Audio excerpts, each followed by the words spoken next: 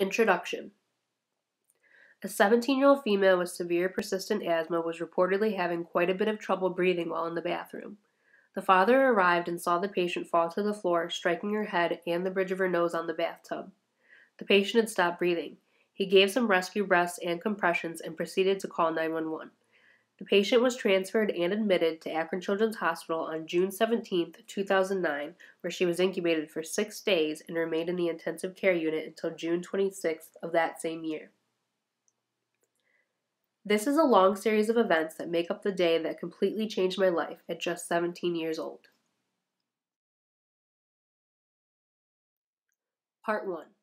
The summer before my senior year of high school was when I was faced with the biggest challenge of my life so far. It happened on June 17, 2009 in the late evening. Earlier that day I recall very well having a severe asthma attack, and throughout that time I used my rescue inhaler in hopes of relief. Unfortunately, doing this did not help my breathing whatsoever.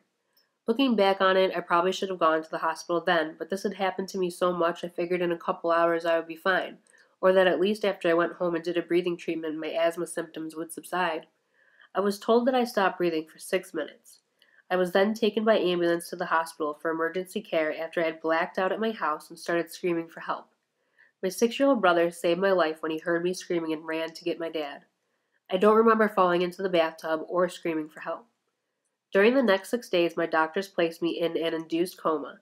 This was necessary because they had inserted a breathing tube into my airway. I continued to remain in induced coma when a nurse realized my blood pressure was skyrocketing. She became worried and immediately called for my doctor. My doctor, for some reason unknown to me, did not show up for 45 minutes after being called. Without the correct medical treatment I should have received right away, I ended up with more medical problems that could have been prevented. I had a stroke. Yes, a stroke at 17 years old. Because I had a stroke, the doctors believed and told my parents that I would have to be taught how to walk and talk all over again. After waking up from being absent from my own life for 6 days, I was unaware of what had happened to me. My friends came to visit me often, and they would try to encourage me to speak. At first, I could only use hand signals like I love you. After a while, I began to speak to my 2 best friends, who then became overjoyed and overwhelmed with happiness. They called my nurse and family into the room, and they all stood around me with relief for a glimmer of hope that I might be me again.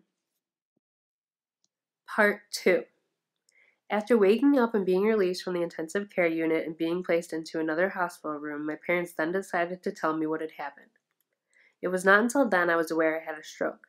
It was crazy. I was kind of in my own world. I just knew I was in the hospital and all my friends and family were visiting me. I had no idea why I was there.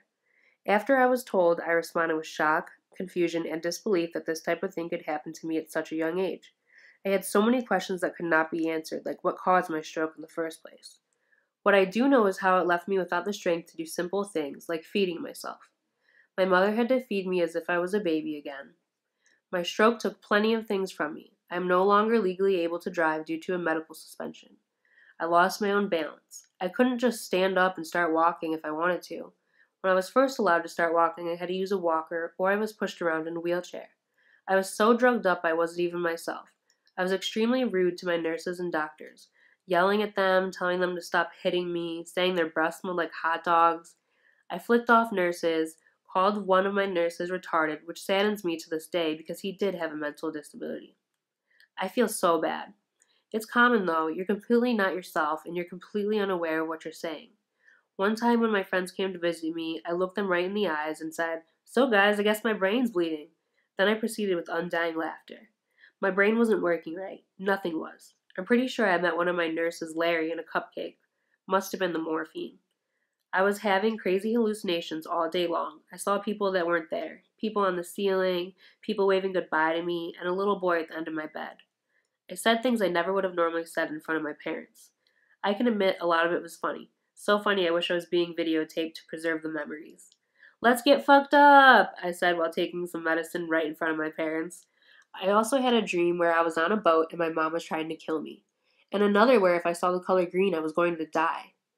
I believe Nurse Larry dropped me on my head, which I later found out never happened.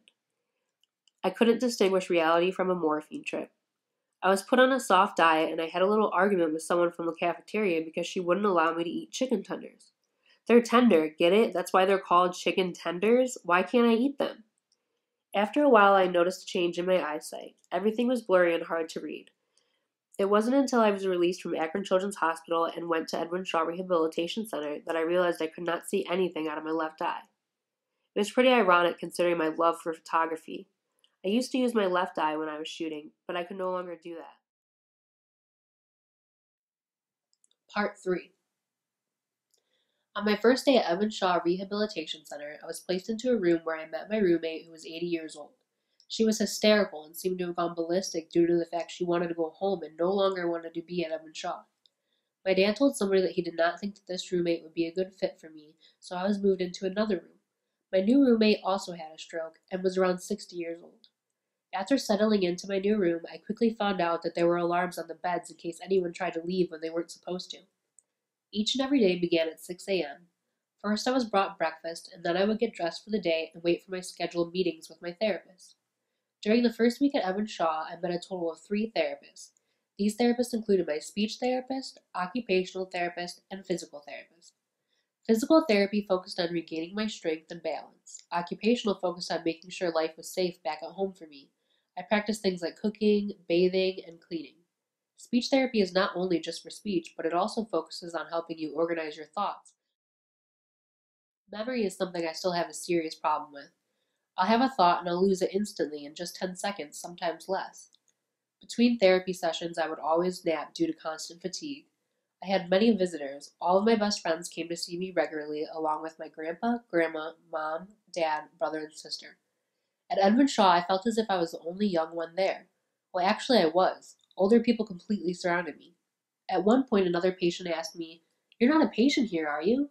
I responded and told him that I was a patient and had recently had a stroke. He replied with shock about how young I was. Little did I know this was going to be the type of reaction I got for the rest of my life. Once I tell someone about it, they're so beside themselves and apologetic towards me. I really don't need anyone's apologies, for it's no one's fault, but it's nice the way people care about you in life and death situations. Part 4. I remember the moment in time it seriously hit me. I was different, incapable of everything I once was able to do before the incident occurred. One day, still in rehabilitation at Edwin Shaw, I was getting dressed, and as I tried to put on my pants, I fell and hit my head on the stainless steel grab bars in the bathroom. I couldn't do it. My balance was just so incredibly off, I was unstable and not even supposed to be using the restroom without supervision. Every morning at about 5 a.m., a nurse would come in to take my blood. I was usually half asleep, and I kind of just stuck out my arm and let the nurses do their thing. I also had to get my blood pressure and temperature taken every 4 hours, which was pretty annoying. Every day I had killer headaches, so bad they gave me morphine. The amount of medication I was on was unbelievable. Part 5. Even though friends and family surrounded me, I still felt alone and helpless. PSD, post-stroke depression, closely related to PTSD, is common among people who have had strokes. I never knew how depression felt until then. The moment I found out I had lost vision in my left eye is the moment I remember most vividly. I was alone and decided to cover one of my eyes and not the other. Seeing only black reduced me to tears. I was mourning a loss of one of my 5 senses. I remember when all I wanted to do was go home, but my therapist wanted to keep me for another week. My mom told me this, and all I did was cry. Every day, all you see are old people, people who are no longer capable of doing everyday activities without the help of someone by their side. People you can't understand anymore because their speech has been affected greatly by their strokes. One day in therapy, I sat across from a woman, maybe 40 years old. She was crying out of frustration while she was practicing putting on a shirt at which she was failing, miserably. It was one of the hardest things I ever had to watch. I would talk to friends and family on the phone and be on the verge of tears for no reason in particular. I was at Edwin Shaw for a total of 8 days. Thankfully, my mom, thinking if I stayed there any longer it would only drive me crazy, managed to get me discharged earlier than planned. Part 6.